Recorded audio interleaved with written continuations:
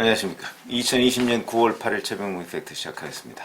추미애 법무부 장관의 아들 병가, 이게 지금 논란이 되고 있죠. 2017년 6월 달에 일어난 일입니다. 2017년 6월이면 2015년 5월 달에 문재인 대통령이 취임을 했으니까 취임한 이후 한 달 정도 된 그런 뒤에 그때 추미애 법무부 장관은 국회의원이자 당 대표였습니다. 그러니까 집권당 대표가 된 거죠. 야당 대표에서 집권당 대표가 된 겁니다. 그러니까 집권당 대표의 그 집권 후 몇 달간 이건 뭐 서슬이 10%를 뗍니다. 그러니까 그때는 집권당 대표실에서 전화 한 통화만 해도 사실 산천초목이 다 떨 정도로 굉장히 위력이 있는 그런 힘이 있는 때다. 그런 건 뭐 다 실감을 하실 거고요. 저희 정치부 기자들 할 때도 집권 후에 한 6개월 내지 1년간은요 정말 전화 한 통하면 안 되는 일이 없습니다. 왜 그러냐면 그때 집권당 대표실에 잘못 보이면 5년간 고생해야 된다. 뭐 이런 거는 웬만한 공직이나 또는 뭐 이런 데 있는 사람들은 다 아는 것이기 때문에 그때의 집권당의 힘이라는 것은 막강하다. 그럼 지금 문재인 정부는 3년, 지금이 9월이니까 3년 한 4개월 지났죠. 자, 이렇게 되면 이제 지금부터 서서히 힘이 빠지기 시작한다. 저는 추미애 법무부 장관 아들 휴가 미복귀 의혹과 같은 이런 일들이 계속해서 벌어지고, 그 다음에 그와 관련해서 당시 카투사에 근무했던 뭐 일반 그 사병 같은 경우는 당연하고 그 당시에 근무했던 장교들 뭐 이런 사람들까지 나서서 지금은 이 휴가 미복귀 의혹과 관련해서 웬만한 정도의 진실은 털어놓고 있지 않습니까? 이런 것들이 바로 레임덕 현상입니다. 그러니까 이제 문재인 정부하고 나하고는 이제 뭐 더 이상 뭐 무슨 거래 관계 또는 뭐 내가 무서워할 이유가 뭐 있어 뭐 이런 생각들이 임기 말로 갈수록 훨씬 더 강해지기 때문에 그래서 그걸 레임덕이라고 한다. 이렇게 생각할 수가 있습니다. 그런데 또 하나의 사실이 있습니다. 왜냐면 지금까지 알려진 거는 그 추미애 장관 아들이 병가를 내면서 2017년 6월에 두 번의 병가를 냅니다. 첫 번째 병가는 6월 5일부터 6월 14일까지 열흘간 병가를 냈고요. 그 다음에 두 번째 병가는 6월 15일부터 6월 23일까지 9일간 아흘에간 병가를 냅니다. 이 병가를 계속해서 쓰고 있는 것이죠. 그러니까 연속해서 19일간 병가를 냈고요. 그러고 6월 23일이 금요일인데 금요일이다 보니까 24, 25, 토, 일 아닙니까? 그러니까 이때도 같이 또 쉴 수 있는 겁니다. 근데 그때를 쉬어가면서 조금 더 쉬기 위해서 병가를 연장하려고 했는데 그 연장이 안 되니까 개인 휴가를 썼다. 그런데 이제 6월 25일 날 부대에 들어가지 않았기 때문에 그때 당직 사병이 너 어떻게 된 일이야? 그래서 뭐 어디 있어? 그러니까 집에 있다. 그럼 빨리 들어와. 왜 미복귀야? 뭐 이렇게 했다는 그 당직 사병의 주장이 있는데 이 당직 사병의 주장에 대해서 그 추미애 장관의 아들 서모 씨는 그건 완전히 거짓이다. 지금 이렇게 얘기를 하고 있습니다. 근데 당직 사병이 전화를 했다고 하니까 그 기록 같은 거 찾아보면 그건 뭐 충분히 뒷받침할 수 있는 얘기다. 근데 그때 이제 병가를 받으려면 반드시 진료 기록 뭐 이런 것들이 필요합니다. 그걸 내서 병가를 받아야 되겠죠. 진단서, 진료 기록, 뭐 그다음에 진료비 계산서, 실제 이제 입원을 했다는 사실 뭐 이런 것들을 증명해야 될 텐데 그게 없어졌다. 여기까지는 그동안에 나온 얘기입니다. 없어졌는데 지금 문제는 그것만 없어졌다. 그게 2017년 일인데 2017년 거만 없어졌다. 이런 보도가 동아일보에 나왔습니다. 그 내용 우선 말씀을 드리겠습니다. 무슨 얘기냐면 2016년 1월 달에 국방정보체계라는 게 도입이 됩니다. 그래서 2016년 1월 달, 그러니까 2015년 12월 달까지 전역한 장병들의 여러 가지에 관련한 정보 이런 것들은 그 체계적으로 보관이 안 돼 있는데 2016년 1월 달에 국방정보체계라는 게 도입이 돼서 이때 이후로는 대개 보관이 돼 있다고 합니다. 그런데 2016년 12월부터 2019년까지 이 카투사 작년까지 카투사에서 청원휴가 이 병가를 청원휴가라고 합니다. 이 병가를 20일 이상 간 사람으로서 병가를 연장한 사람이 총 5명이라고 합니다. 국방정보체계 여기에 따르면 총 5명인데 이 중에서 2017년에 이 추미애 장관 아들하고 또 다른 A씨 이 사람하고의 자료 요거만 없습니다. 2018년, 2019년 자료는 보관이 돼 있는데 2017년에 2명이 병가를 간 것으로 돼 있는데 이 자료만 없습니다. 이게 어떻게 된 일이냐? 이제 그런 것이죠. 그래서 2016년 3월 달에 이 관련 규정이 부분적으로 개정이 됐다는데 거기에 보면 민간 의료기관의 입원 확인서와 진료비 계산서 이런 것들을 5년간 보관하도록 돼 있습니다. 그러니까 2017년 6월이면요. 5년간이면 2022년까지 아직도 한참 남았습니다. 그런데도 보관이 안 돼 있다. 근데 다 보관이 안 돼 있다면 뭐 혹시 그럴 수도 있겠다라고 생각할 수 있겠는데 2017년 것만 보관이 안 돼 있다. 하필이면 거기에 추미애 장관 아들의 진단서, 뭐 입원 확인서, 진료비 계산 이런 것만 없다. 이런 얘기거든요. 정경도 국방부 장관도 국회에서 어떤 식으로 얘기하냐면 면담일지, 상담일지 등 그 이런 데는 기록이 돼 있는 것을 내가 확인했다 이렇게 얘기했는데 면담일지, 상담일지에 기록이 돼 있다는 것 그거는 뭐 사후에 어떻게 했는지 뭐 이건 제대로 알 수가 없죠. 면담일지, 상담일지 하나 만들어서 뭐 끼워 넣을 수도 있는 거 아니겠습니까? 어찌됐든 간에 국방정보체계와 같은 공식 자료에 그 기록이 남아있지 않다는 사실이 중요하고 정경도 국방부 장관도 뭐 행정상의 착오 뭐 이런 얘기를 하고 있습니다.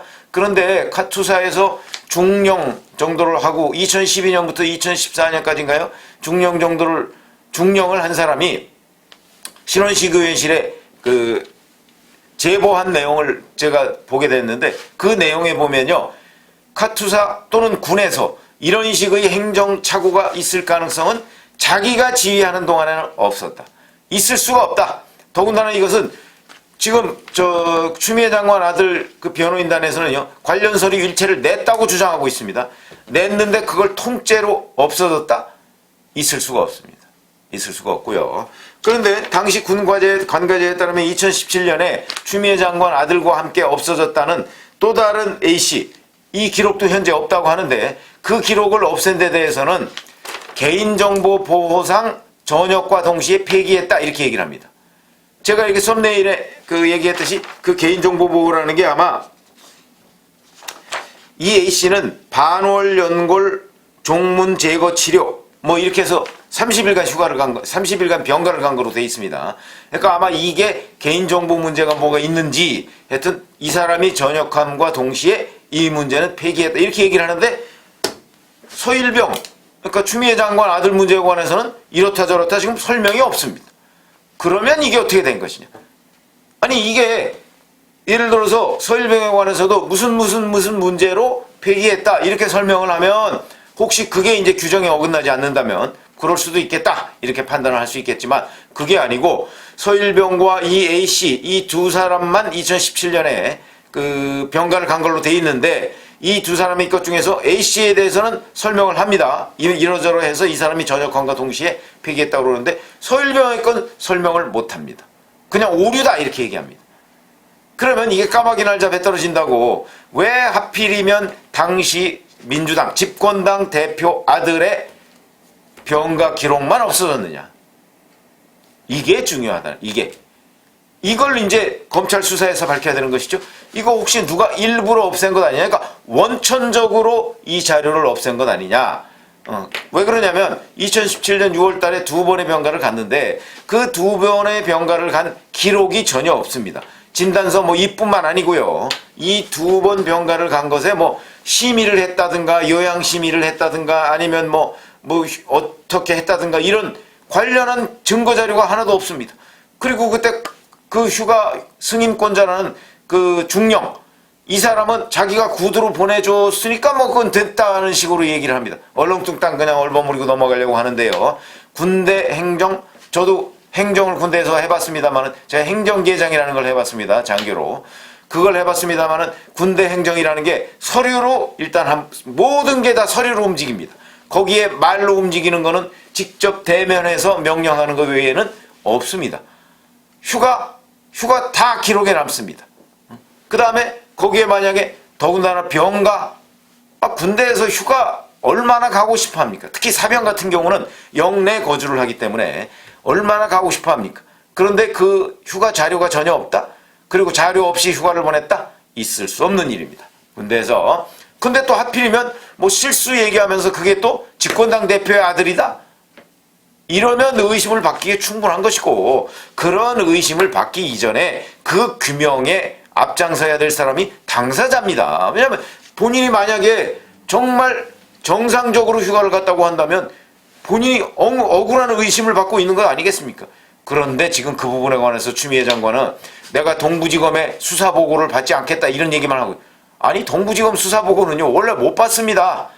검찰총장을 통해서만 보고를 받을 수가 있고요. 그리고 지시도 검찰총장을 통해서만 지시를 할 수가 있지 자기가 동부지검에서 보고 못 받습니다. 그런데 지금 와서 상황이 막 몰리니까 뭐 동부지검의 수사 그게 무슨 대단한 시혜적 조치고 대단한 독립성 보장이라고 생각을 하는 건지 그렇게 지금 주장하고 있습니다. 정말 우스운 얘기죠. 원래 못 받게 돼 있습니다. 보고를. 근데 뭘 지금 와서 다시 또 보고를 안 받겠다는 겁니까? 그리고 이미 추미애 장관은요, 동부지검장 출신들을 다 중용했고요. 그리고 새로 내려보낸 동부지검장 김관정 대검 형사부장을 동부지검장으로 내려보냈습니다. 이 김관정 동부지검장의 쏠린 눈이라고 해서 제가 유튜브를 하나 해드린 적이 있는데, 그 김관정 동부지검장에 대해서 지금 법조계 검사 내부에서 이런저런 얘기들이 나오고 있는데, 대체적으로 추미애 사단이다. 그 추미애 사단이라는 결정적인 증거는 대검 형사부장으로 있을 때 한동훈 검사장의 수사심의위원회가 열리고 있었죠. 그때 대검 형사부 과장들이 이 수사심의위원회 대검 형사부에 의견서를 내자 이렇게 해서 의견서를 만들어서 형사부장한테 줬습니다. 근데 형사부장이 그거를 총장한테 보고도 안 하고 그냥 자기 선에서 묵살하는 사람입니다. 그래서 수사심의위원회 그 보고서를 내지 않았습니다. 그게 아마 이동재 채널A 전 기자, 그 사람의 수사를 계속하게 된 하나의 원인 제공을 했을 것이다. 그렇다면 이 사람이야말로 확실하게 추미애 장관의 지휘 지침을 따르고 있는 사람입니다. 그런 사람을 동부지검장에 내려보내놓고 알아서 하겠지, 김관성 동부지검장이. 지금 이렇게 돼 있는 상황이라고 저는 보고 있는데, 지금 와서 새삼스럽게 뭐 보고를 안 받겠다? 이건 말이 안 되는 얘기입니다. 보고는 원래 못 받게 돼 있으니까. 그런데 그걸로 상황을 호도하려고 있는 상황이다. 그렇다면 동부지검 수사는 더 이상 볼 것도 없고 결과는 볼 것도 없다. 그거는 당초 시나리오대로 가고 있는 것 아닌가. 그래서 이제 남은 거는 그 시나리오의 결과가 나오고 거기에 대해서 윤석열 검찰총장이 특임검사를 임명할 것이냐, 아니면 특별한, 아마 어찌 보면 보고를 안 받겠다 이렇게 얘기를 하고 관여하지 않겠다 이렇게 얘기를 했기 때문에 윤석열 검찰총장이 특임검사를 임명할 그런 여건은 하나 더 조성이 된 셈입니다. 그러나 그렇다고 해서 동부지검에 지금 지검장 바뀐 지 얼마 되지도 않는데 너희 검사 다 못 믿겠어. 윤석열 검찰총장이 이렇게 하기도 현실적으로는 어려운 측면이 있다. 그래서 다시 한번 동부지검에 기회를 주고, 이미 주목도가 한참 높아진 상태니까, 그리고 나서 이제 동부지검이 만약 제대로 된 결과를 못 낼 때는 아마 특임검사를 임명하지 않을까 이렇게 보는데요. 어찌됐든 간에 2017년 자료만 얻고, 그 2017년 자료가 2명이었는데 그 중에 1명은 지금 카투사 측에서 설명을 하고 있다. 그런데 추미애 장관 아들만 설명을 못하고 있다. 이 부분은 의심스럽기에 충분한 일이고, 그에 대해서 검찰이 규명을 하고, 검찰이 규명을 못하면 또 다른 방식을 찾아야 되겠다. 오늘 이런 말씀을 드렸습니다. 감사합니다.